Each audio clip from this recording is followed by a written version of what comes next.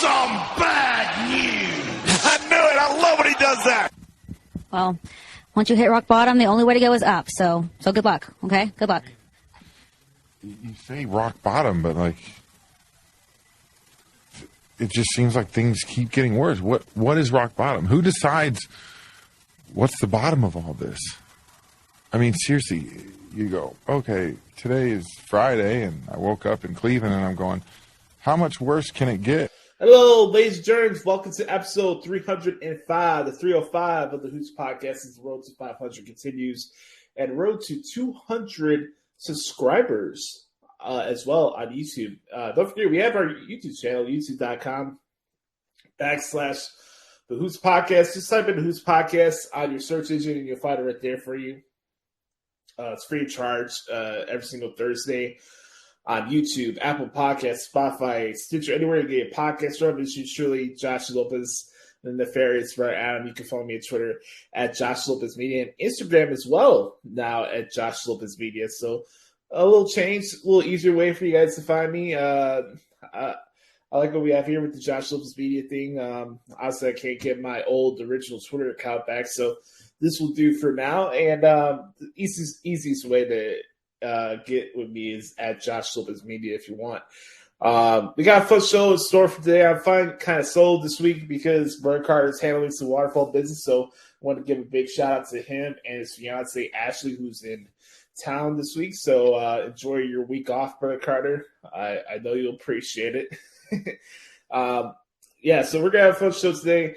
The title of this week's episode, as you guys can see right now, if you're listening or watching this, is the Bot Chronicles. I slipped up there because I'm still kind of flabbergasted over this tweet this dude sent out the other day. Not Brett Carter, but Tony Khan. It's called the Bot Chronicles. And I'll introduce the Bot Chronicles and what the hell is wrong with AEW this week.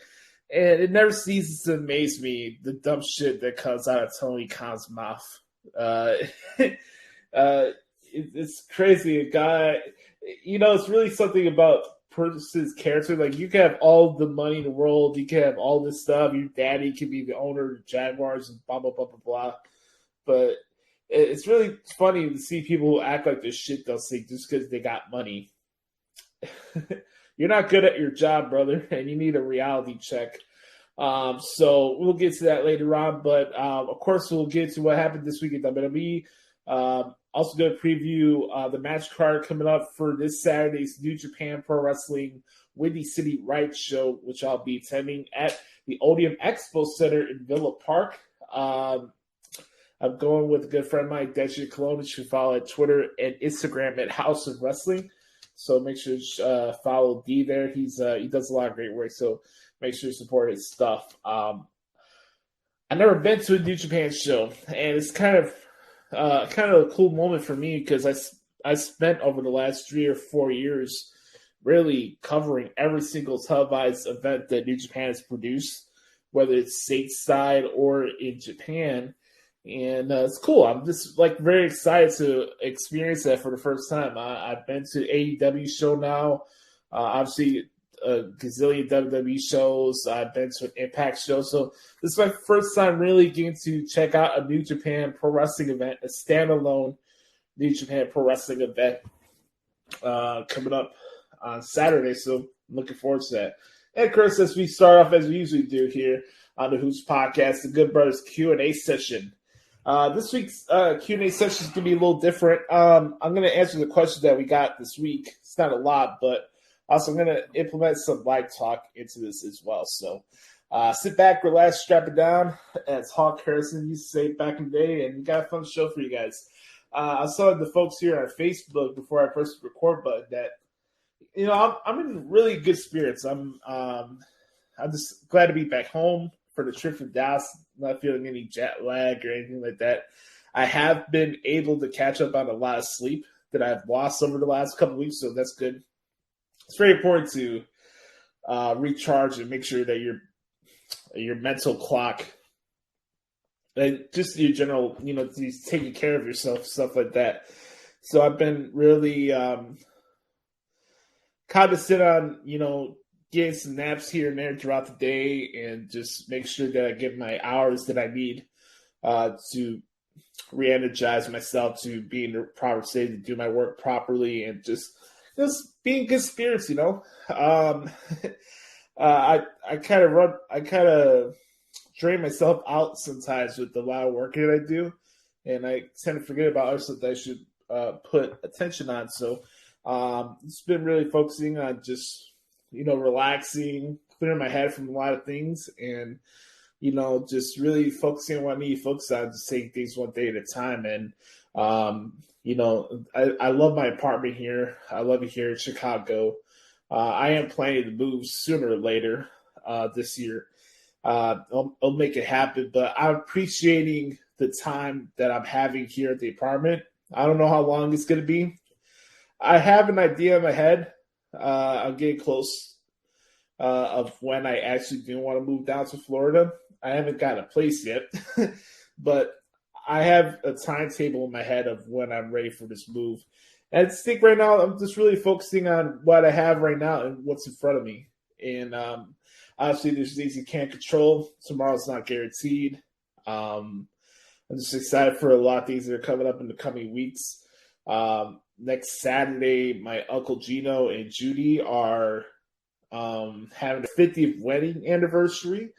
So I'm checking that out next Saturday. That should be a good time. That'll be before Impact's Rebellion pay-per-view, so I have to check that out. That's a wrestling tie there.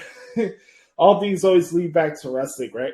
And then a couple weeks after that, on Friday, May 6th,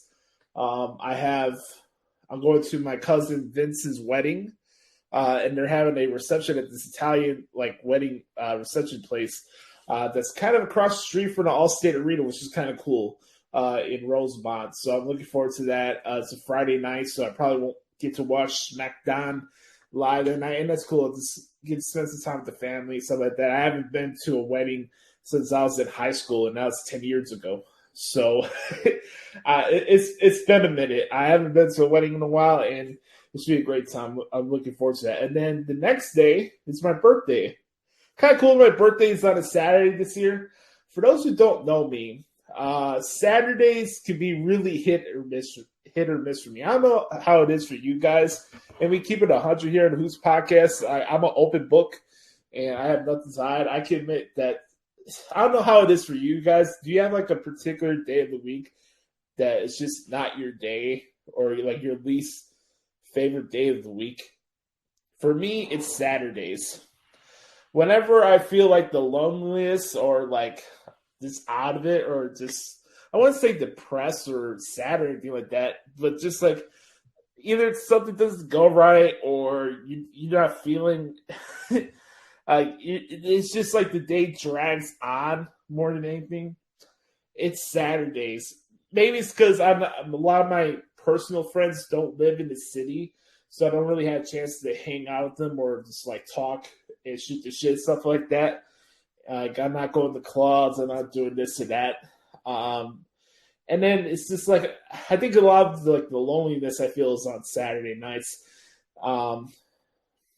And then, like I said, it's hit and miss. It's not every Saturday, but for me, over the years, I've noticed that Saturdays are my least favorite day of the week.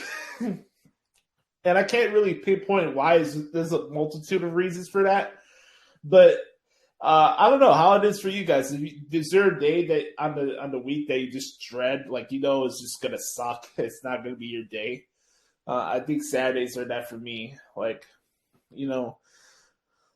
Some Saturdays get so bloated with the articles that even that could wear me out too. Waking up at 6 o'clock to do a 5-hour New Japan preview, and then doing NWA USA after that. And then there's been a lot of Saturdays, wrestling pay-per-view weekend Saturdays that really drain me out, where it'd be one night we got AEW, Impact, and New Japan Strong all at night.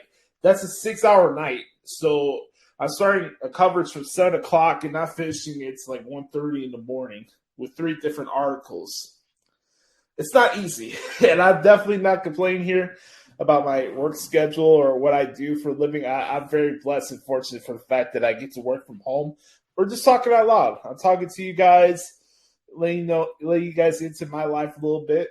This is a life podcast. It's not just a wrestling podcast. I just kind of give you a little glimpse. Like I like to say this is the platform that I can open up to you guys, and I am private at times to a fault, and the things I'll open up to people that I care about. But I never want to come on here and talk about things in the way of trying to seek sympathy from people. I don't need sympathy from anybody. I don't want handouts. I don't want people to feel sorry for me or my situations, wherever I deal with. We're just talking out loud. And this is, like I mentioned before, this is kind of like therapy for me. So it's just a good mental release sometimes. Sometimes it's an emotional release. I think it's okay for people to cry. I don't think it affects your manhood if you cry about something that's just bothering you. I haven't had any reason recently to cry about. I had that little breakdown a few weeks ago when we did episode 300, but that was an emotional release, and I was really battling a lot of different things in my head at that time, and it was just a good emotional release, and I can't tell you like the amount of weight that was taken off my shoulders when I did that. It's okay to cry. You don't lose any manhood points for crying. It's okay to have emotion. I want you guys to understand that there's a lot of tropes and a lot of ideologies of how to be this and how to be that. The best way you're going to live life is living on your own fucking terms. Okay? It's just that simple.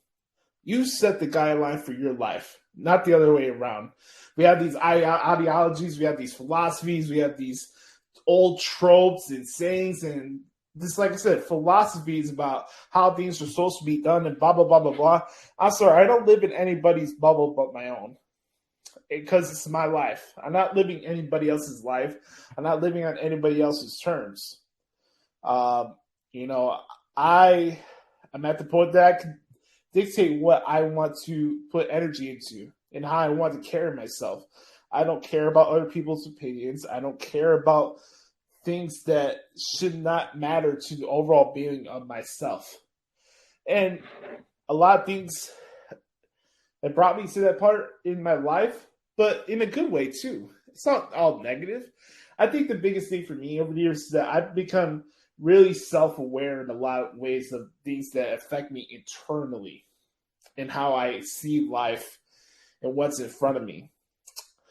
I have a good BS meter. There's things in life that I agree with.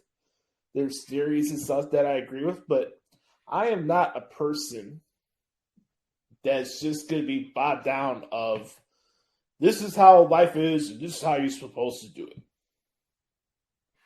Some people do that. A lot of people live their life like robots. There's a lot of people that live with paranoia. There's a lot of people that deal with anxiety. I'll never judge somebody that deals or struggles with anxiety, because that stuff is real. That's something you can't scoff at. But also, for me, I'm just a person that can speak for my own ways. I'm wired differently. And I'm not ashamed of that either, I'm just me. And I'm very grateful for the fact that I got a platform like this that I can open up to you.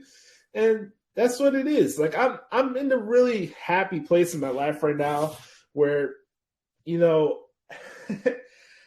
I'm not doing things to impress people. I really don't care about that stuff. Like, I hope that I make my family proud. I hope that they notice the work ethic I put into my work and stuff like that. And, that stuff like that I do care about. But at the end of the day, I don't need to fit anybody's bubble. I don't need to fit anybody's bubble. People are going to say what they want to say about you, but that's their opinion. That's not a reality of your life.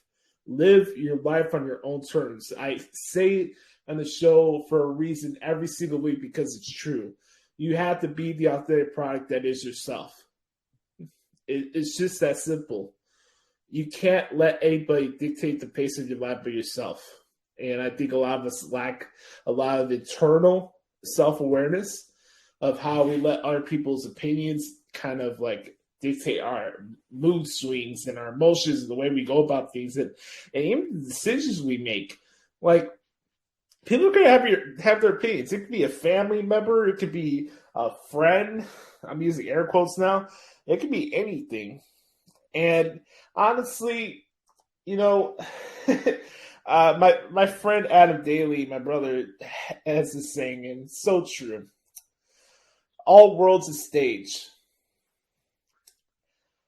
I've been done wrong by family members. I've been done wrong by people that I considered friends. A lot of people put a lot of facades on. Doesn't matter if you're blood or not. As long as you have the self-awareness to see what's in front of you and who's really doing right by you and who actually gives a shit about you, that's the stuff that you need to pay attention to.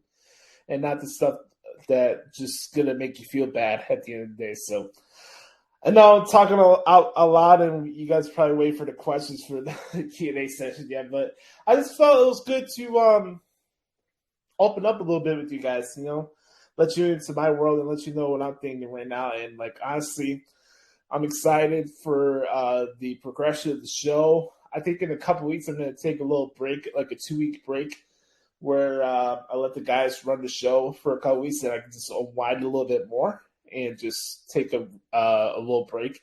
I still, you know, it's kind of cool to say that I could work from home, and my work, my real work, is making articles for a living. That's pretty cool. That's not gonna go away, even though I'm not doing the podcast. Like, it's cool to say that I could still do the articles, and that's my work, and that's how I make a living. So.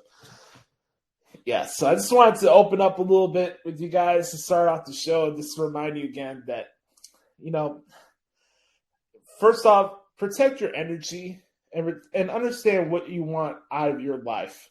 And I feel like, more importantly, there's things called, like, the invasion of privacy. I think it's also something that we kind of lack. You know, when I moved out here, the apartment, I made it clear, like, I'm moving out to this apartment. I'm starting that transition period of the next chapter of my life.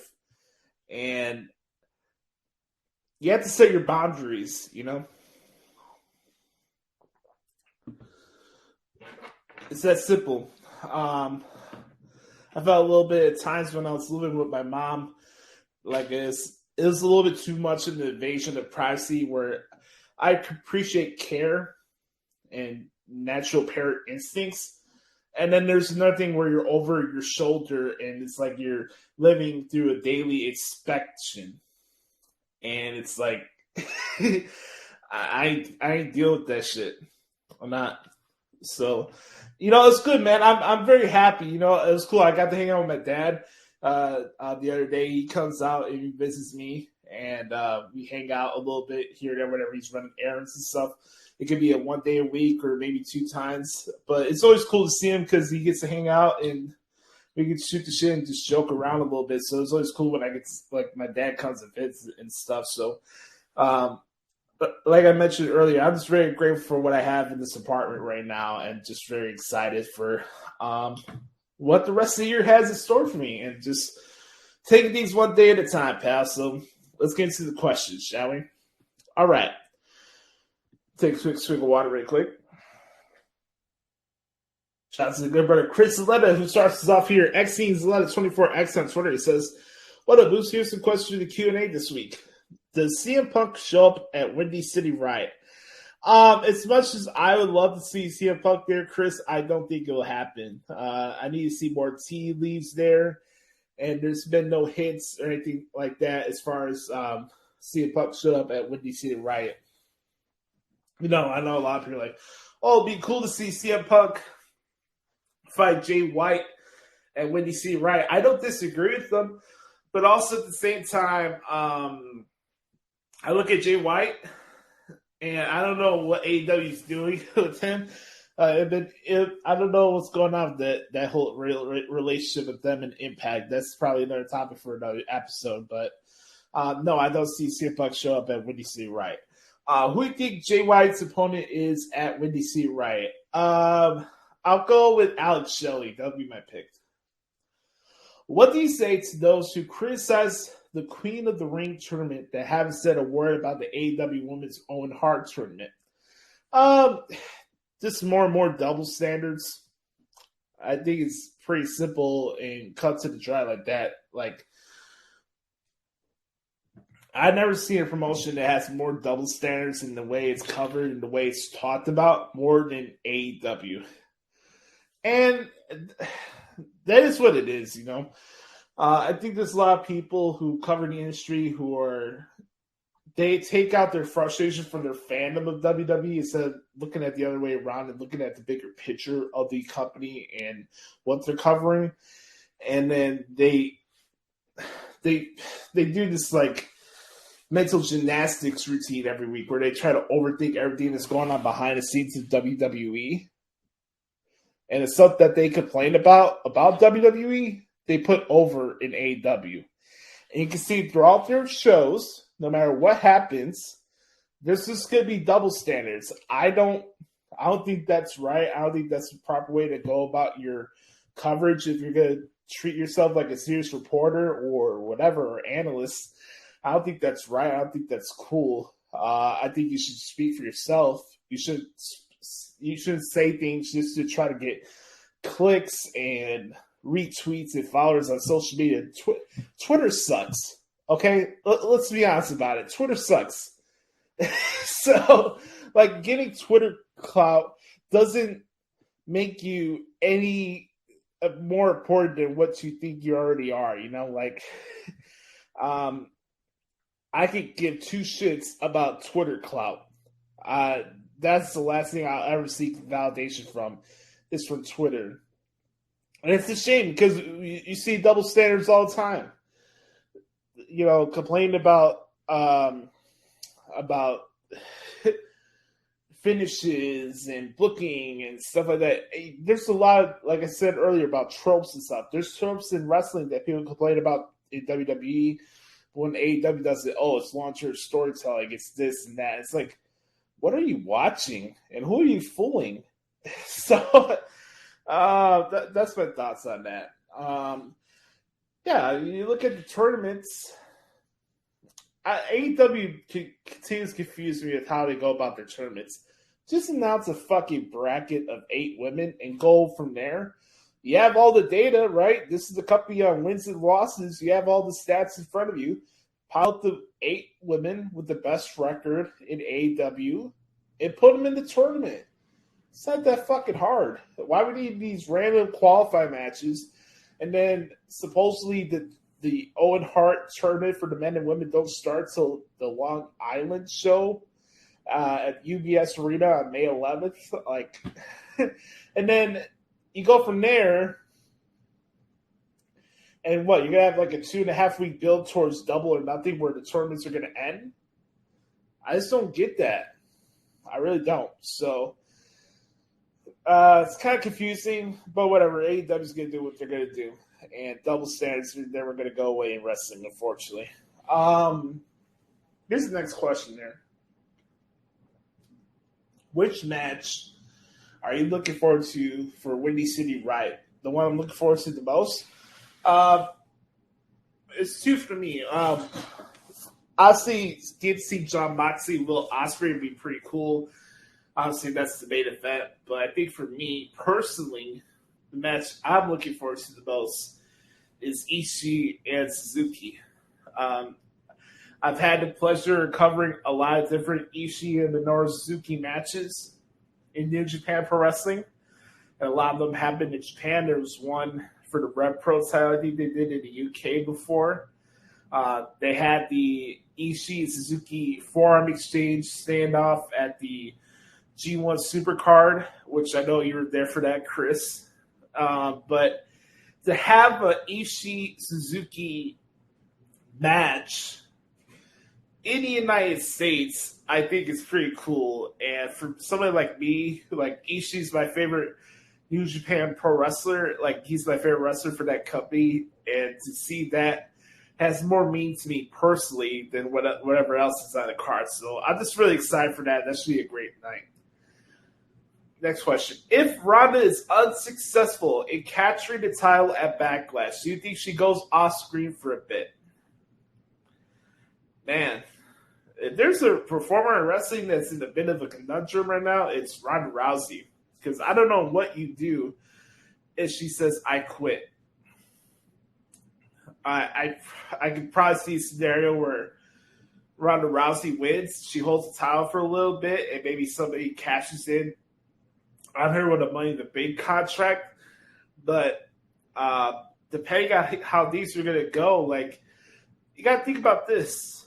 Like, if we try to map out where these are going to head towards next year's WrestleMania, if you want to do Ronda Rousey and Becky Lynch, you know, whenever the draft comes up, it's probably a good idea to probably move Becky from Raw to SmackDown. So, if she does lose at Backlash, she probably does decent time off of TV, because I don't know what you do with her after that. I know she's advertised for Hell in a Cell as well, so probably has some more shenanigans there. Maybe Charlotte does quit. We'll have to see, but this is not the end between those two. I'll say that. I think that the two Hell in a Cell matches that you'll see in Chicago is Charlotte and Ronda and Cody Rhodes and Seth Rollins. So that's where my head's at right now for what I'm seeing for TV each week right now. So that's what really, like, I can see happening for there. Next question. Have you liked the presentation of Swerve so far? I mean, it's okay. I don't know if that's his theme song that he created in AEW, but it sounds very similar to the one Alex Kane has in MLW. I'll say that. The matches have been fine. Him and Keith Lee against T-Taz, I think it's been okay. Hasn't really been game-changing with me, to be honest with you. I like Swerve as a wrestler. I think he's a tremendous performer and a good dude. But more and more, just like any of these other WWE guys that show up in AEW, they're kind of presented in the same way and are in the same position as they already were in WWE. And more if you look at the reasoning behind their characters in AEW, it's just a reminder of AEW being a WWE daycare center. So, like, you know, you have signings, but what has AEW done to really make you relate to these guys on a personal level? Oh, Keith Lee comes back.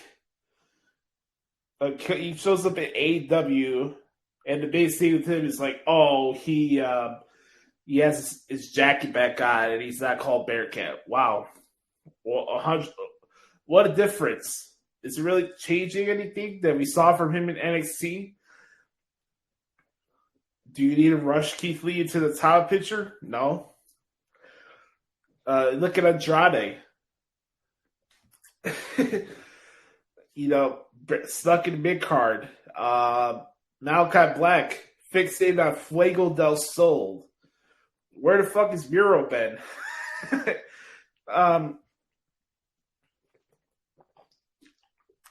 I can say there's exceptions to the rules. I mean, you look at FTR. You know, they've had a good run, I think, in my opinion. Not only to you know, win the AEW World Tag Team titles, excuse me.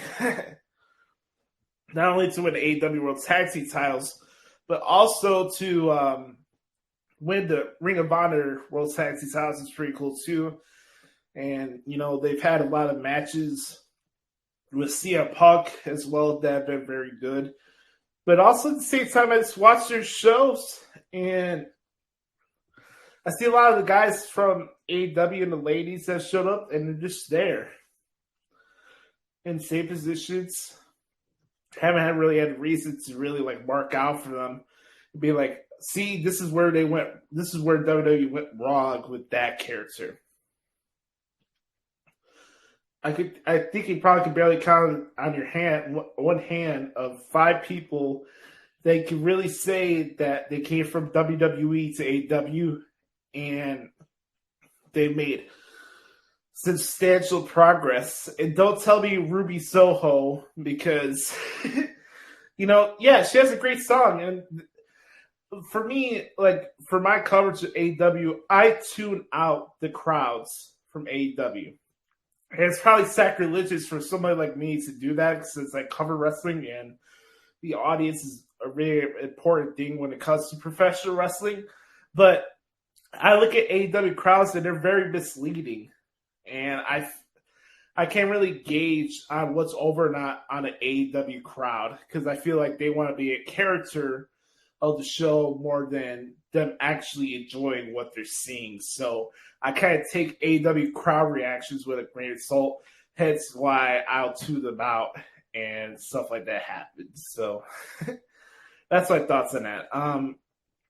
Do you think the Bulls will give the Bucks some trouble in their series, or do you think Chicago's too banged up heading into this series? I don't know if they're too banged up,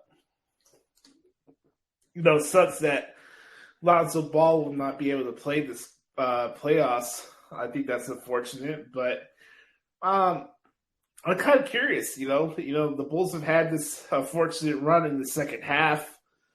And, a lot of people are doubting them, and they're like, oh, you can't beat any good teams, and blah, blah, blah, blah, blah. It's playoff time. And if Milwaukee's going to walk into the series with their chests out and acting like the shit don't stink, I think the Bulls can make a series out of this. Do I think they'll beat the Bucks? Probably not, but I don't see this being a sweep. It can happen.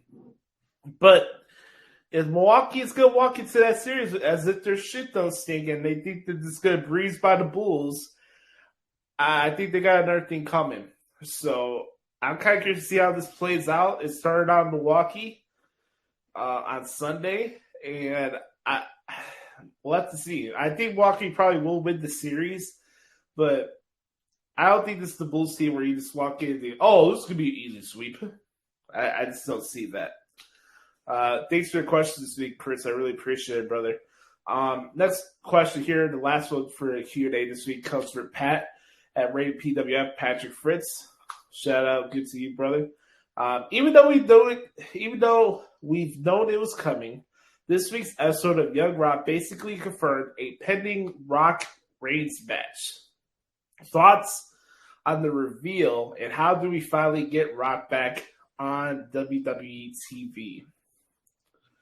Great question. I'll be honest with you guys. I haven't seen one episode of Young Rock. I have seen the scene that everybody's been posting on Twitter and stuff like that, and I don't know if the whole line of acknowledge me was scripted or not, that had that tease, or if Joe actually said that as a kid. But from what I know of the series is that this is the real life story of The Rock growing up and stuff like that. So I don't think you just say that just to leave it out there for scuttlebutt. I do think there's a good possibility of this happening in LA next year.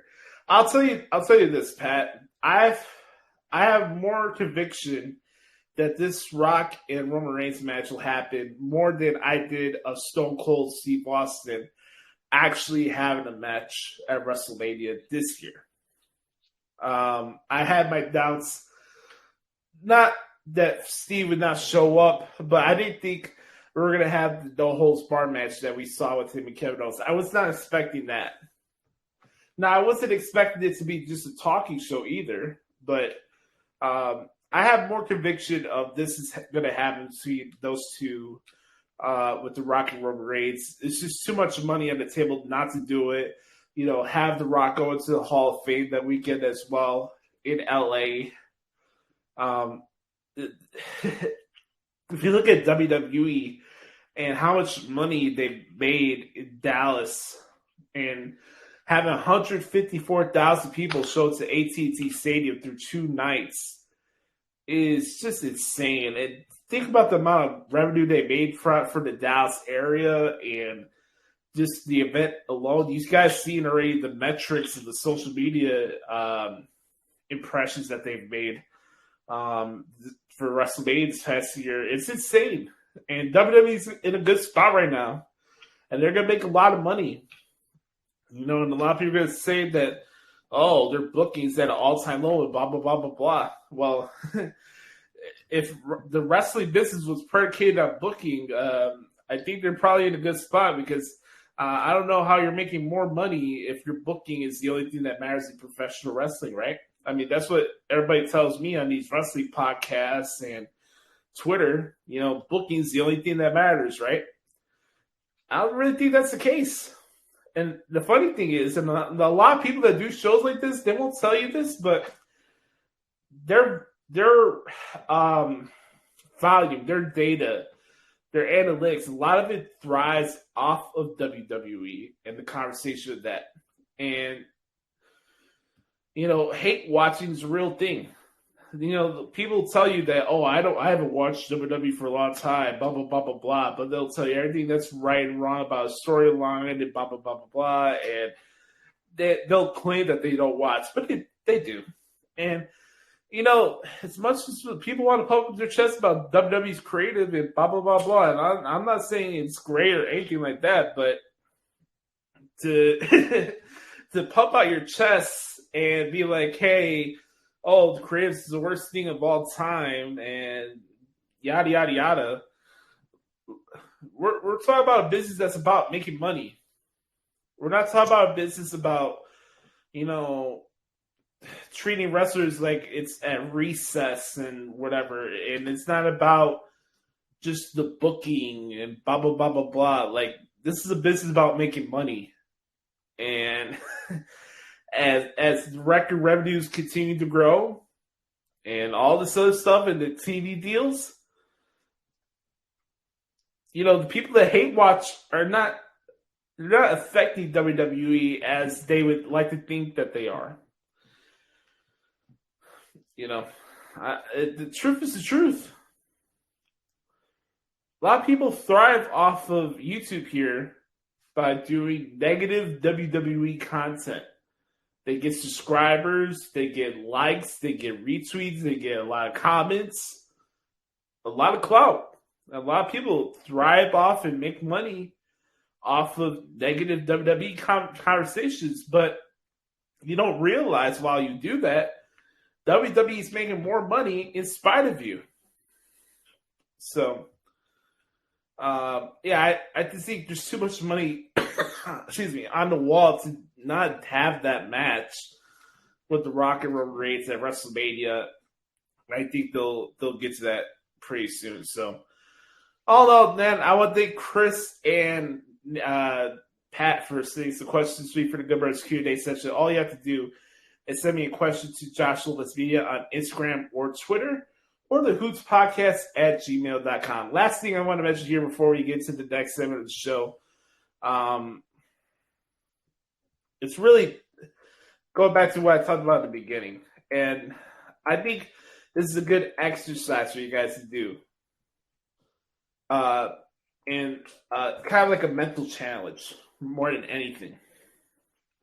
There's an article called the advice.theshineapp.com, and it says, here are the 20 questions to improve your self-awareness. And I'm going to read some of them off to you. I'm not going to answer these, but this is a good test for you guys that are listening or watching this.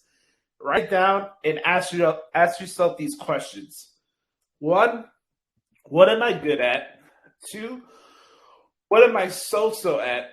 3, what am I bad at? What makes me tired? What is the most important thing in my life? Who are the most important people in my life? How much sleep do I need? What stresses me out? What relaxes me? What's my definition of success? What type of worker I am? How do I want others to see me? What makes me sad? What makes me happy? What makes me angry? What type of person do I want to be? What type of friend do I want to be? What do I think of myself? What things do I value in life, and what makes me afraid? 20 questions right there to ask yourself, and it really opens your eyes of just what's in front of you and to help your general self-awareness. So I thank you guys so much for hanging out with me for this Good Birds Q&A session. When we come back, we'll talk about what happened on this past week's Raw and SmackDown as we get closer to WrestleMania Backlash, and we'll get to our NXT UK preview and all more here on the Hoots Podcast. We'll be back in a couple seconds. Yes, sir. All right, guys, welcome back to the Hoots Podcast. Time to talk about what happened this week in WWE. You know, there's been a lot of scuttlebutt about contracts and who should stay and why are people deciding to stay in WWE instead of going to AEW. I know there was a lot of scuttlebutt about Kevin Owens and Sami Zayn. And speaking of Sami Zayn, he was recently as a guest on Out of Character with Ryan Satt, which is on the WWF Fox YouTube channel. And I like to say, as always, I think it's probably verbatim that I shouldn't have to mention this, but of course, we don't own the property of the clips that we show here on the podcast. They're more for reviewable purposes, and I like to make that perfectly clear for those who are watching or listening to this. We're not trying to steal content or blah, blah, blah, blah. I share these audio clips because we use it as a review, and this podcast has definitely been more based on context as opposed to just, you know, trying to steal content. You know, that's not what we're doing. So, for example, here we go. Here's Sami Zayn saying why he wanted to stay with WWE. That's dope. Yeah. So you recently re-signed with WWE, and you kind of mentioned a little before how you have some, how you can kind of be involved in the creative aspect of your character now. That must be nice for you to feel so creatively fulfilled right now. Well, let me just nip this in the bud. I don't want to act like I'm booking my own stuff because I'm not. No, yeah, but to have an involvement. Input. Yes. And for the creative team and whoever to be receptive to my ideas. And I don't get all, trust me, I swing a lot. And they'll tell you, if you ever have them in one of these chairs, which would be very interesting. They'd never let that. Yeah. But I swing a lot. And I don't think I swing a lot of duds, but sometimes I swing ideas that there's reasons why I don't know why they won't work. And sometimes they tell me that won't work because of X, Y, Z. But a lot of things they'll take, and okay, it's not exactly how I envisioned it, but pieces of it get through, like the documentary, for example, and they take on a life of their own. So, yeah, for sure, having even a little bit of creative input, I think that's really what's taken my appreciation and my enjoyment of being here in WWE to another level. Is I'll say, hey, I really wish we could kind of do this, and then some version of it happens, and I'm thrilled. I'm over the moon. What more could you ask for? Yeah, totally. You know, what more? That's it. I mean, that's the collaboration process. It's great, you know? Yeah, to just feel like you have a voice and you're feeling heard. And then when you actually go out there and do it, you feel respected and valued. That's really what kept me here. You know, there are other factors for sure, but that was really it. It wasn't, oh, all of a sudden my contract's coming up and it's time to negotiation and, hey, we really like you. Well, where you been the last 2 years? No. The last 2 years, they've showed me that they value me. Yep. So when they told me they wanted me to stay, I believed them. Yep. So I stayed. Yeah. Well, so give it up for Sami Zayn, right? We're all happy Sami Zayn, right?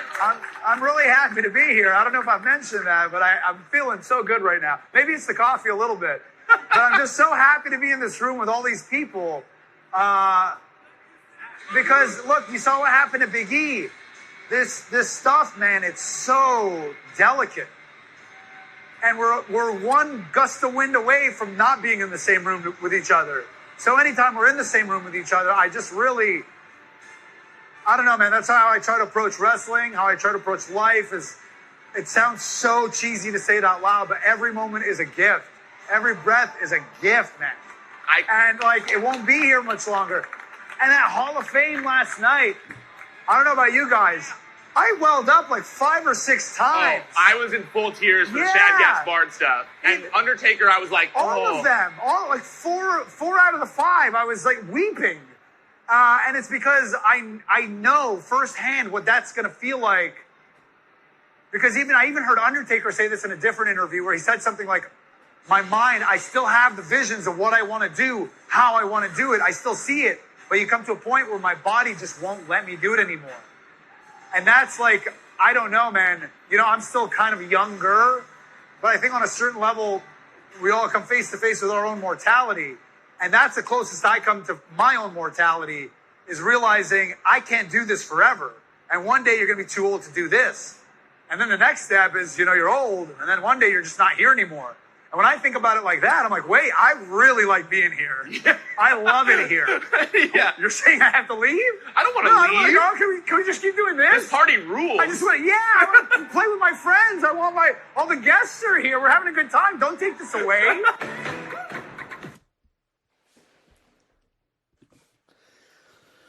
Dirt sheets will like to tell you a lot of things, and they like to make it out that, WWE's a miserable place to work at and all this stuff. And again, like I mentioned earlier, not everything that goes on with WWE is perfect, or I'm sure there's things that could be improved on, but, I look at wrestling from a bigger picture standpoint, and I feel like a lot of people try to live and die through each week's episodes of Raw and SmackDown, and like to make it out to be that's the state of the industry. And when you look at the fact that Raw and SmackDown continue to be ranked in the top 5 of cable every single week, regardless of the night of television that they're on, and the fact that their revenue continues to go up and up, whether you like their creative, their booking or not, you can't say it's not working. You can't say that. And, I know a lot of people like to focus on the releases that went out during the pandemic and everything. But WWE is not the only company that released people during the pandemic. And you heard it right there from the horse's mouth. An internet darling right there saying his reasons why he wanted to stay in WWE. I could pull up the Kevin Owens interview as well if you want. But I wanted to share that because, a lot of people like to... the SRSs of the world and et cetera like to tell you about, they're miserable, they're requesting the releases and blah, blah, blah, blah, blah. Is it really that miserable as people make it out to me? I don't know. I'm just throwing it out there. So, let's talk a little bit about what happened on Raw SmackDown this week before we get to the main event of our podcast this week. Oh boy, that's going to be a interesting voyage, shall we say. We started off with SmackDown last week. Friday Night SmackDown in the good city of Milwaukee, Wisconsin.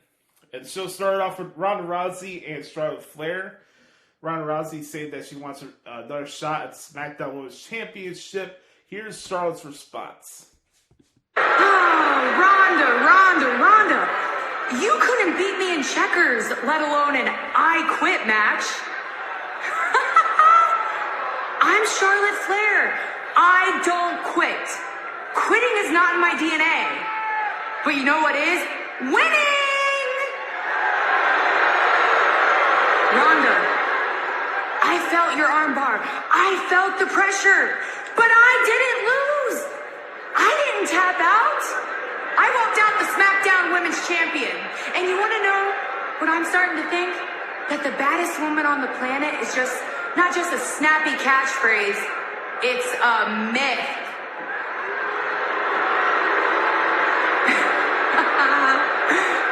Because you can't win when it matters. So the answer to your question is no.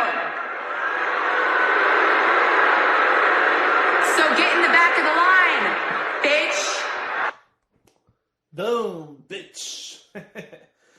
I thought SmackDown was pretty interesting this week for match quality wise. Butch and Xavier Woods, I thought they had a very good match. Nice to see Butch get back in the ring finally, so that was cool to see that. And Woods won with a small package. It looks like Woods' new finisher is going to be that roller finish, so we'll be curious how that goes. But good match there nonetheless. We had the debut of Raquel Rodriguez, formerly of Raquel Gonzalez of NXT. Let's hear her comments here with Caleb Braxton. Now please welcome my guest, a brand new superstar looking to make a similar impact, Raquel Rodriguez.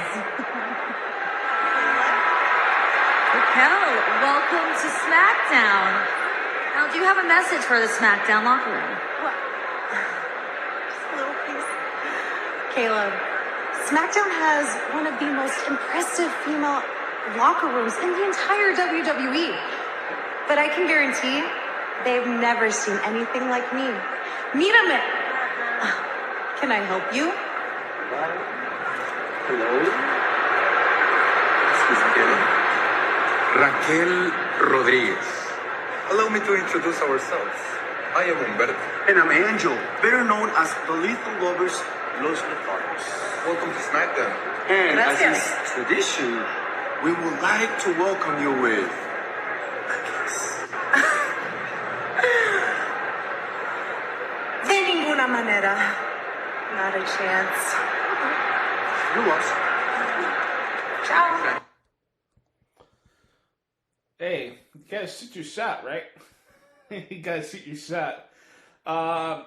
We had the SmackDown debut of Gunther, the Ring General, with Ludwig Kaiser, whooping the ass of AEW Dark alumni Joe Alonzo. That was a sight to see. Was not expecting on SmackDown was the best edition of Happy Talk.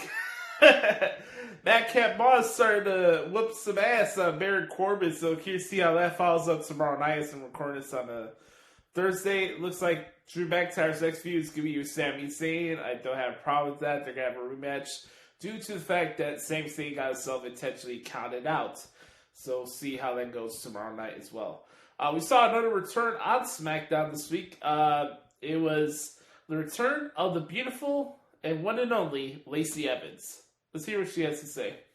Okay, here it goes. I was born in a small town in Fannin County, Georgia.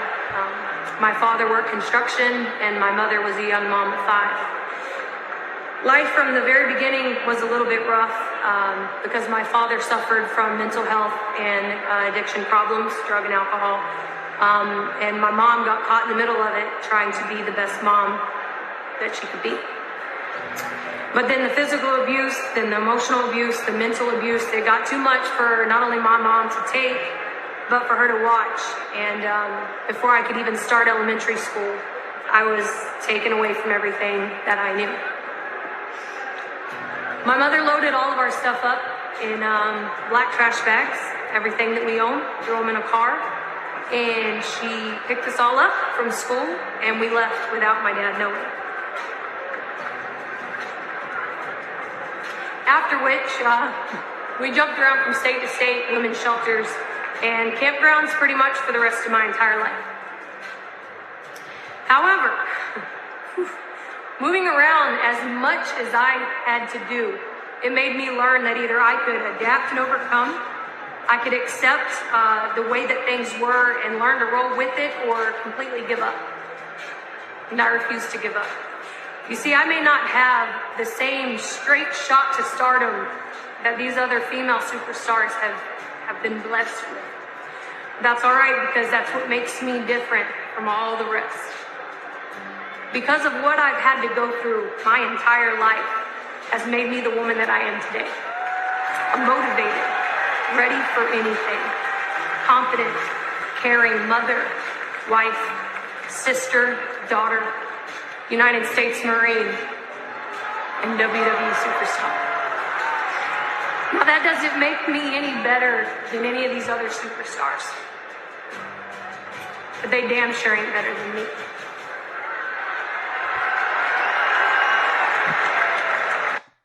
Very nice to see her back on my TV screen, I'll say that. Another good match on SmackDown from this past week was Sasha Banks against Liv Morgan. Very good match. We saw Liv Morgan win following a nice hook of both of the legs after Sasha did a superplex. Liv Morgan won that match.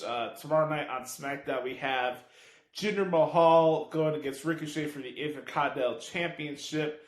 And then SmackDown closed out with the Tribal Chief telling his cousins Usos that he wants the tag team titles to be unified. So, and then we had Nakamura come out. There's been some assumptions that possibly Nakamura could get a title shot at Backlash. We'll have to see if there's any follow-up to that tomorrow night on SmackDown. I don't see that happening. It could happen. I would not be surprised, but I thought that was an interesting way to close out SmackDown. I thought SmackDown was a pretty solid show this week. And then we go to Monday Night Raw from Detroit, Michigan. What a dump. We had Jerry the King Lawler on commentary this week. That was a rough experience for my ears while transcribing the show. I will admit to that. But show started off with a very contentious edition of Miz TV with Cody Rhodes, where Miz is like, "Oh, glad to see you took over the entire firework budget." I thought that was pretty funny. So it was a lead up towards their match. I thought it was a good decision for WWE to say, at this time, at 9 p.m. Eastern Standard Time, 8 p.m. Central, for the second hour of Raw, you would have the announcement of Miz and Cody Rhodes having their match. So I thought that was a good decision. We saw Veer lay out Dominic Mysterio. He got sent to the hospital, was put on a stretcher. So let's see how that goes. A lot of scuttlebutt this week about the AJ Styles, Damian Priest stuff. And yeah, I don't know really what happened there.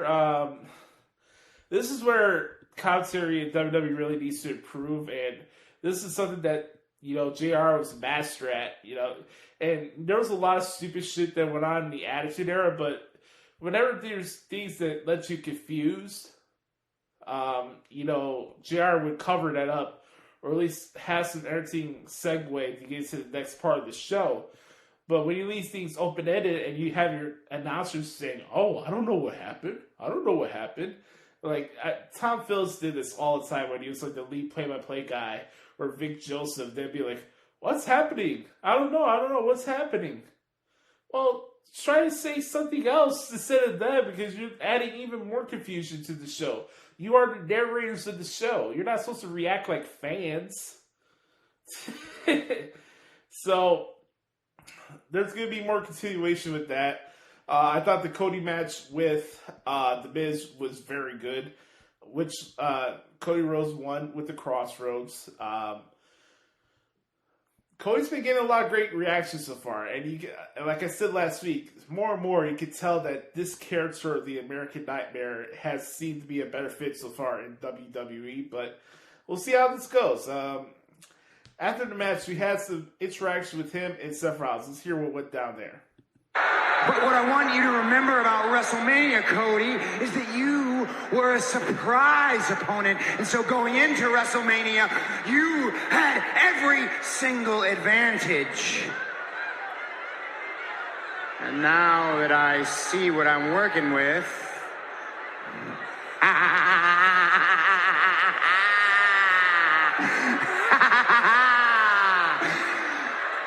So here's what I'm thinking. Rollins versus Rhodes, part 2. What do you say, Mr. Nightmare?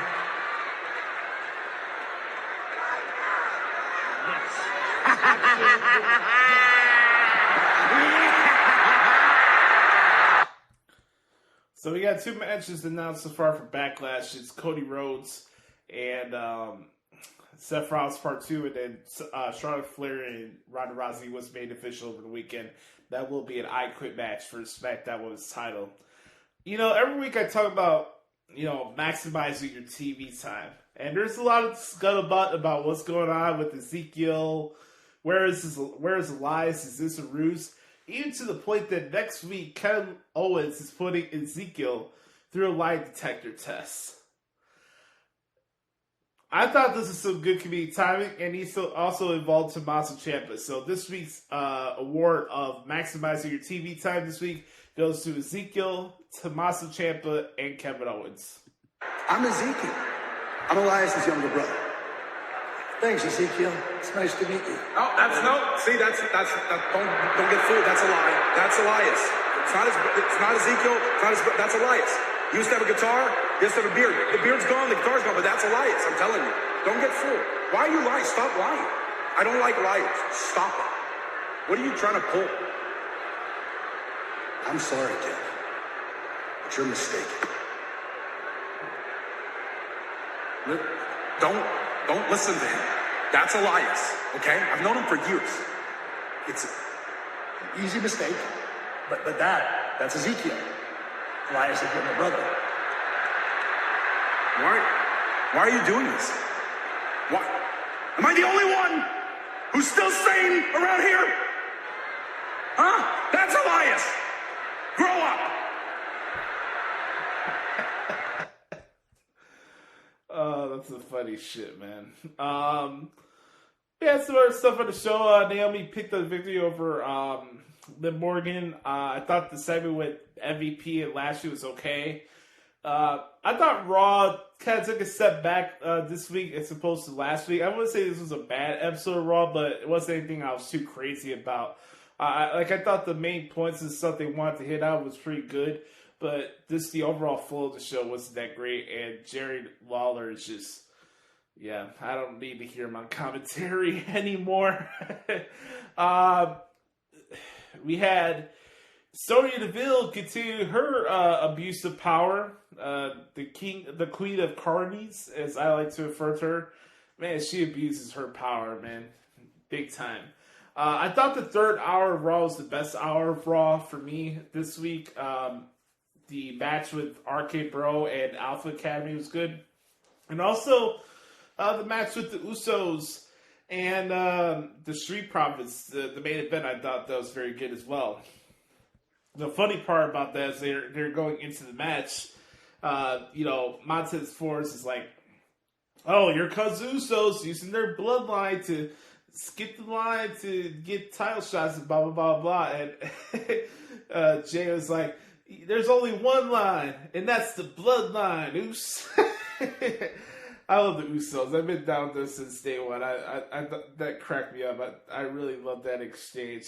I thought their match they had was really good. So like I said, I didn't think this episode of Raw was great this week, but I wouldn't say it was horrible either. So I'll give the nod this week to SmackDown as a better overall show, but we'll see how that goes. Raw's been on a good swing recently, and the Cody Rhodes stuff has been very good as well. So let's get to it. Let's talk about NXT UK really quick as we wrap up this segment for the podcast this week. Today we have Teal Man against the A-Kid in the main event this week. A singles match. That should be fantastic. We saw Alicia, the new bodyguard for Xia Brookside, should be taking on Angel Hayes today. And also we got a tag match for NXT UK. It's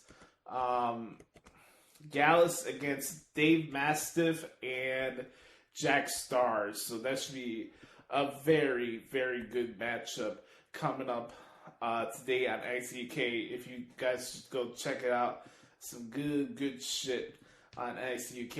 If you missed last week's episode, it was a doozy. We had Ilya Dragunov and Roderick Strong for the NXT UK title, which I thought was phenomenal. Fantastic match. You go check that out. So, all in all, some good stuff so far for NXT UK. And on that note, that's the wrap of my thoughts on what happened this week in WWE. All right, guys, before we get to the main event, I just want to run down the card really quick for this weekend's New Japan Windy City Riot pay-per-view. This is the second pay-per-view for New Japan of America for NJPW Strong. The first one we had was Battle in the Valley in San Jose in November following Full Gear. I do remember that. We have this pay-per-view coming up on Saturday. Will be available on Fight TV and later on New Japan World. I just wanted to go over the card really quick. The dark match for Windy City Riot is Wheeler Yuta and Rocky Romero against the DKC and Kevin Knight. We'll have the United Empire, members of Aaron Henare, the Great O'Khan, Jeff Cobb, TJP, Mark Davis, and Kyle Fletcher taking on Bullet Club members, the Good Brothers, Hikuleo, Chris Bay, El Phantasmo, and Scott Norton. in a 12-man tag team match. Following that, we have a 10-man tag team match with Fred Rosser, Josh Alexander, Alex Coughlin, Ren Narita, and Chris Dickinson taking on Team Filthy members J.R. Kratos, Black Tiger, Danny Limelight, and the West Coast Wrecking Crew. That should be a fantastic match. Following that, we'll have a trios match. It's Carl Fredericks, Clark Connors, and Yo Uemura representing the LA Dojo, taking on Factory from AEW. That's right. QT Marshall, Aaron Solo, and Nick Camarado will be in the house for that. There's a trios match, Chicago Street Fight style. It's Finn Juice and Brody King taking on Jonah and Shane Hayes, the mighty Dude Neil, against and Bad Dude Tito. So that's going to be an interesting match. We got Ishii against Minoru Suzuki, Filthy Tom Lawler, and Yuji Nagata in a singles match. This is not for the NJPW Strong Openweight Championship. We have a USJ Open Challenge match with Jay White against the opponent to be determined. I answered this in the Q&A. I think it will be Alex Shelley. And then we have Jon Moxley against Will Ospreay in the main event coming up on Saturday. So, yeah, this is going to be an awesome pay-per-view. I did hear that Kevin Kelly will be there to call the action, so it should be pretty cool. He's back from Japan, so that'd be cool to see that. I got some good seats. I'm going to be at ringside for this event, so I'll have some pictures for you guys to go check it out at Josh Lopez Media on Instagram. And I'm really excited for this. It should be a blast. I've never been to the Odeon before. This is going to be my first time. And I'm very excited. It should be a damn good time. It's a good night of wrestling. It's a good night of New Japan Pro Wrestling with that. So, with that being said, it's time to give the people what they want and what they've been waiting for. The introduction of the Bot Chronicles. Brought to you by What the Hell is Wrong with AEW. I'm flying solo this week. There is no Bert Carter. But it is time for a brand new restaurant quality edition of What the Hell is Wrong with AEW. We're going to start this bad boy off in a 3, 2, 1. Meat, beat, your meat, beat, your meat, beat, your meat. It's time for What the Hell is Wrong with AEW.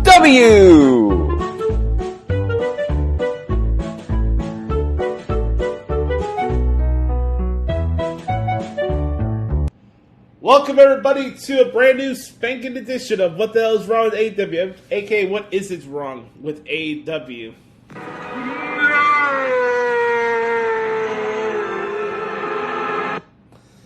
When I saw in the card that we had Eddie Kingston, LEX against the Jericho Appreciation Society, this was my thoughts.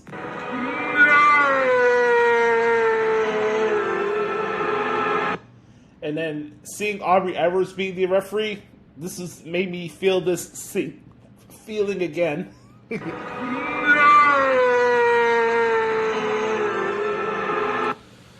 Alright. Welcome to the Bot Chronicles, Volume 1. Basically, the Bot Chronicles is an extension of What the Hell is Wrong with AEW. And I was saving my thoughts in the Bot conversation towards the end, because I do want to recap what happened on Dynamite last night. Like I said last week, I feel like AEW is at a rut when it comes to formatting their shows and just the overall direction of the company and Dynamite as a TV show as a whole. I mean, there's good additions of Rampage here and there. I'll say that. It's not all bad, but like, especially Dynamite, I feel like it's like a rudderless ship, and that the good stuff that you get in the beginning gets subdued by the shit that you see in the second half of the show. And that, yeah, you get these cool matches in the beginning, like CM Punk and Pentagon Jr. No problem. No complaint from my end. I thought it was a good match. But again, you have CM Punk fighting a random guy. He's just stacking up wins, beating everybody on the roster. It's nothing new. It's nothing to get me, like, it doesn't get my juices flowing. And it's a shame to say that because I see CM Punk, my favorite wrestler now, on TV, and it's like he's just there. And I shouldn't have that feeling. But this is AEW. What else is new? We have an odd backstage segment with Jamie Hayter and Toni Storm. I don't know if Toni Storm's character, that she's emotionally unstable, and Jamie Hayter's like, oh, what you gonna do? You gonna run away? You gonna run away? I didn't like that. I thought that was trash. Jurassic Express and reDRagon. Again, going back to dropping the load formatting. Why was this not the main event of your show? Oh, God. So they decided, because, we're in New Orleans. They haven't been in New Orleans for a while. They were supposed to have an event, but the pandemic happened. So let's blow everything up. Let's drop our load. Let's drop every big star that we can the first hour to keep this crowd hot, right? And it's like, I want to watch the show for it being a good wrestling television show. And then I just watch it, and it's just like a best of a bingo hall wrestling show that I could watch. Yeah, there's more production elements added to it because obviously Tony Khan has money, blah, blah, blah, blah, blah. But it's like, okay, reDRagon and Jurassic Express, a tumbling fest. Rick Knox doesn't know. I don't know who needs more VR goggles more, him or Aubrey Edwards, because that dude gets lost in the ring. And I call him a dead corpse for a reason, because it's like, okay, Bobby Fish and Kyle O'Reilly had a good run at NXT, right? And then it's all of that, Kyle having his aspirations for becoming a world champion, blah, blah, blah, blah, blah. All that just to go back to their routine of sloppy, independent tag team wrestling where they're running into the ring constantly, making the referees look stupid, and, them repeating their offense. It's like, how many fucking times can Bobby Fish do that hamstring kick, gut punch, forearm combination? Like, change it up for the love of God. And Kyle, it's not an MMA fight. Jurassic Express retains. I thought this is the spot where reDRagon were going to get the titles, but I guess not. It was what it was. I like the vignettes from Malachi Black and Darby Allin this week. So on the positive, I had 2 more points there. MJF and Sean Dean. Yes, the crowd's into Wardlow. I get that. But even for me, I'm getting tired of this repetitive scenario. I think this is like the 3rd time already since Revolution where Wardlow is laying out security guards and MJF is running away. So the tie-in this time is that MJF is the first person to get counted out in a sanctioned AEW match. Wow. Whoopity-doo! Does this get Sean Dean over? I don't know. I can tell you this. I didn't give a shit after the fact. So, MJF struck a deal with the Butcher from the AFO. Wardlow will be fighting the Butcher next week on Dynamite. Whoopity-doo. We had a backstage segment with Hook and Tony Nese and Dan Clanson. That I had no comment for that. I thought the trios match with the Jericho Appreciation Society and Eddie Kingston was trash. I did not like the layout of that match. Aubrey Edwards sucks on every level when it comes to being an official in the ring. It's just embarrassing. Like, she gets worse as the weeks go by, and Jericho Appreciates Society wins. The only good part of this match was Eddie Kingston's t-shirt, which was a dedication to the Junkyard Dog. But that's it for me. This one, another few positive spotlights from Dynamite this week. Backstage forum with Dan Lambert, Scorpio Sky, and Ethan Page. Last week, Sami had the nerve to look at us and say, wait till you see what we do next. Turns out, all he did was crawl to management and beg for a TNT title match. And you guessed it, in the only place left in America that him and his future ex-girlfriend are gonna get booed out of the building in. Oh, don't be so sure about that, Ethan. Turns out the most obnoxious couple in the history of AEW are still right here. And what happened to that mixed tag match that Ty Conti wanted so badly? I guess it'll be yet another Saturday night where she goes unsatisfied. Sami, you desecrated our car, this championship, our names, and you still didn't get the match you wanted. But now, you will get the ass kicking you need. And at Battle of the Belts, the only thing getting bigger in Texas is my winning streak. There you go. Just like I played the segment for the last segment of with Ezekiel and Kevin Owens and Tommaso Ciampa. Here you go here. I think Scorpio Sky, Dan Lambert, Ethan Page have been doing some really good stuff on television recently. And one of the few things I enjoy from AEW each week. And I hope to God that Sammy Guevara does not beat Scorpio Sky this weekend, because that'd be just ridiculous. No comment as far as the Marina Shafir Sky Blue match. I don't know who got over that match. Nobody. Marina Shafir's theme song is brutal Bob Evans-esque. It was not enjoyable to listen to. And here's the thing. Her deal is like she's the problem solver, right? Like that's her gimmick. Yet she wrestles as a heel, yet she's supposed to have this big match with Jade Cargill soon. Did not get that. I thought that was trash. Keith Lee and Swerve Strickland against Ricky Starks and Powerhouse Hobbs. This was the best tag match that was on the show for me, in my opinion. Ricky Starks and Powerhouse Hobbs won thanks to interference from Taz, so no problems there. I thought that was a good match.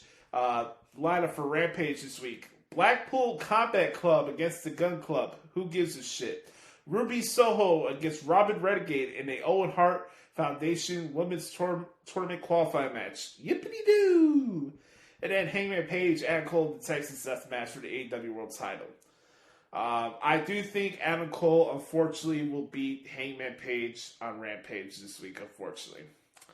AEW Battle of the Belts. Jonathan Gresham against Dalton Castle for the Ring of Honor World Title. Scorpio Sky against Sami Guevara for the TNT title. And then Thunder Rosa against Thunder Rosa against Nyla Rose for the AEW Women's World Championship. That's going to be on Saturday, I believe. And then we got the main event, Minoru Suzuki and Samoa Joe. Thought the match was fine, but for me, I just thought with everything that happened after the match, just left the sour taste in my mouth. Not only myself, but just normal people in general. I didn't know Veer's older cousin was making an appearance on Dynamite last night. I was not expecting that. This whole thing with Jay Lethal and Sanjay Dutt's has been completely random and no explanation whatsoever. Jay Lethal goes on a losing streak and I'm in my feelings now, so let me link up with somebody that I had matches with in the X Division, as if any casual wrestling fan knows about that shit. And they're going to randomly get into a feud with Samoa Joe. They come out after the match and just suck the entire win out of the arena with a brutal conclusion to that show. Just JoJo Dutch, just absolutely brutal ending to Dynamite. I can't even explain how bad that is. It's like...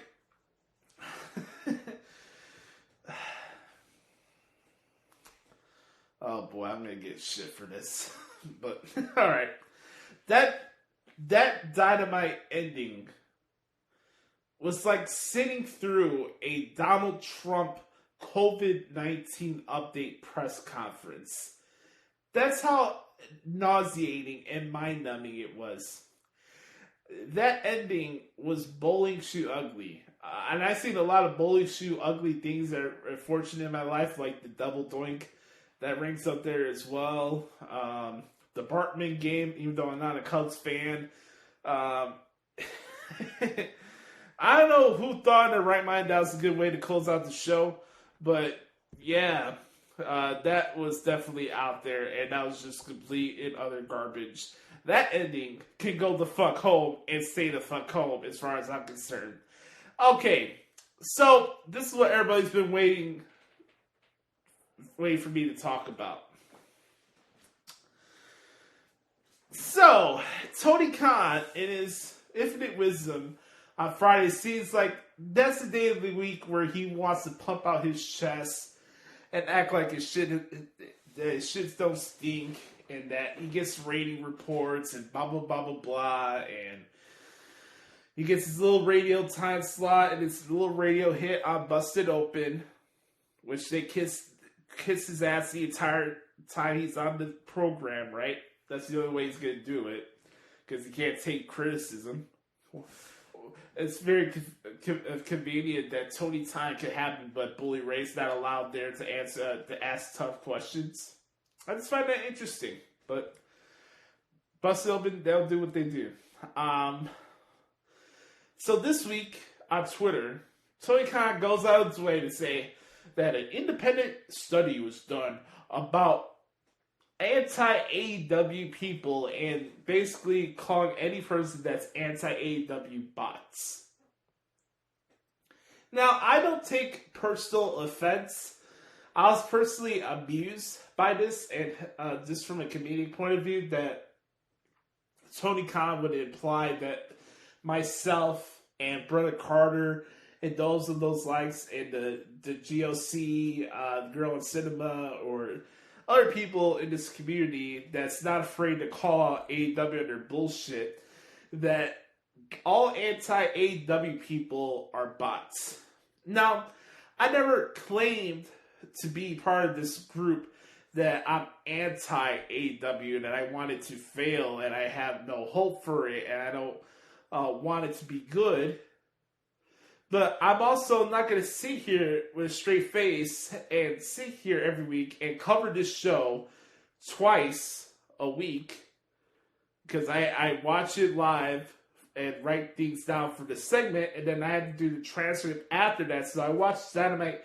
Here's my sacrifice of the week for you guys this week. I had to sit through two editions of Dynamite each week for this segment and for my website, ProWrestlingTranscriptions.com, which you should bookmark right now. And this brings you to Volume 1 of the Bot Chronicles. So, explain this to me, fucking Mr. Entitled, Spoiled, Rich motherfucker.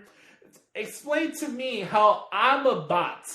Like, am I made out of wiring? Am I going to be moving around like fucking C-3PO this next coming weekend? I'm a robot, right? We're all bots. It's not real people. Oh, I think there's an implication that somebody in WWE is formulating Twitter bots to go after AEW and people who work at AEW. This guy is so fucking self-righteous to the point that I watch his product, I watch how the stuff that he tweets out, I listen to the stuff that he says on Busted Open. This guy really thinks that his shit don't stink. And I watch this and I'm like, okay, whatever. You know, there's stuff that he says I really don't care at the end of the day. Like I said, I don't take personal offense by this whole bot thing, but the implication and the stuff, and just his general attitude, it's like, why would I want to support this guy, A? And what makes me want to become even more of a bigger fan of his product, where I'm not already, because I still haven't figured out what the identity of this fucking promotion is, and we're 3 years into this shit. And I'm like, okay, so now we're bots, right? Brother Carter's a bot, I'm a bot, Main Event Swerve is a bot. Everybody who doesn't have 100% positive review for AEW are all bots, right? You know, AEW does absolutely nothing wrong. It's just very interesting to me. It really is. I don't get it. We're bots. Who the fuck are you? Like, this self-righteous prick gets on his soapbox every week about something that doesn't matter about professional wrestling. And, guess what, folks? We have another announcement coming in the coming weeks on Dynamite. What? That he's finally stepping down as a assistant executive general manager at the Jaguars. That he's finally getting rid of Fulham, the shitty football club that he has in the UK. Like, what's this next big announcement? Oh, here comes Ember Moon. Here comes Cesaro. Here comes God knows who else. Oh, here comes whatever release talent for WWE. What's this next groundbreaking announcement? Groundbreaking announcement that's going to shake the core of professional wrestling, because he likes to use these buzzwords to promote these announcements, right? A, I don't give a shit what his next announcement is, and B, who's the real bot here? Is it the people who criticize fairly your product? The people who actually cover your product in every show that you produce and are not looking for a job for you? Are those bots like myself? Or are the bots the people that you pay in the dirt sheets and have them put over every segment that you do in the show and try to make case studies as to why you are the Booker of the Year every year? You tell me. Because the real bots, if we're talking about things that are fake and et cetera, I look at the source. Look at the two top people in the wrestling media. Dave Meltzer and Brian Alvarez. You want to talk about bots? It's those two assholes right there. So, here's the thing. It's widely known that Tony Khan's going to be more involved with the Jaguars this season. He runs the analytics department, right? He's in the front office of the Jaguars. He's involved with AEW. He purchased Ring of Honor, etc., etc. He watched this shit and it's like, alright, do your thing, pal. And show's still gonna average 900,000 at max on for TBS. And then you got 500 or 600 at most a week for Rampage. You got your YouTube shows that are completely useless. And then you have a merger that just took place with Warner Media the other day. And your dirt sheet vanity project is going to go off without a hitch, right? That's what I'm supposed to believe? We'll have to see. So, to conclude Volume 1 of the Bot Chronicles, I'm going to do this every time Tony Khan comes out with a stupid tweet. I don't think it's going to be a weekly feature because I would hope that he learned from this nonsense that he did last week. But I'm not keeping my hopes up. Every time a dumb tweet comes like that, we'll do another Bot Chronicles. But I'll tell you this. This dude needs a fucking wake-up call. Your shit sucks. Okay, pal? This is not an alternative. It's a dirt sheet vanity project. And you are no better than Dixie Carter. And on that note, my friends, that is what the hell's wrong with AEW this week. This has been What the Hell is Wrong with AEW.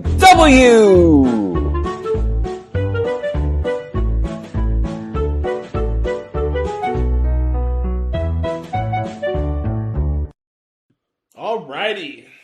I want to thank you guys so much for hanging out with me for this week's edition of the Good Brothers Q&A session. Hope you guys have a wonderful day. Make sure to follow me at Twitter at Josh Lopez Media and Instagram at Josh Lopez Media. Make sure to bookmark ProWrestlingTranscription.com if you can. Really appreciate that. Please subscribe to our YouTube channel, youtube.com/The Hoots Podcast. The intro song this week was called No Hard Feelings by Old Dominion. I'm sorry for those for the YouTube version. You won't get to hear that song. You'll have to get the audio version of the podcast and check that out. But with that being said, remember, folks, be the authentic product that is yourself. And remember, nobody dictates the pace of your life but yourself or the man upstairs. I love you guys. Make sure to have a wonderful weekend. For those who are New Japan fans, I hope you get to enjoy Windy City Riot. I'll recap it next week here on the podcast. There is no Thoughts of Jericho this week, but make sure to support Bert Carter and his work at Derek Stoughton on Twitter and at DerekStoughton.com. Make sure to support his work at WrestlingRumors.net as well. So, I'm Joshie. This has been episode 305 of the Hoots Podcast. The road to 500 continues. And thank you guys so much for hanging out with me this week. This has been the Hoots Podcast. Have a wonderful weekend. I'll talk to y'all next week. Love ya. Peace.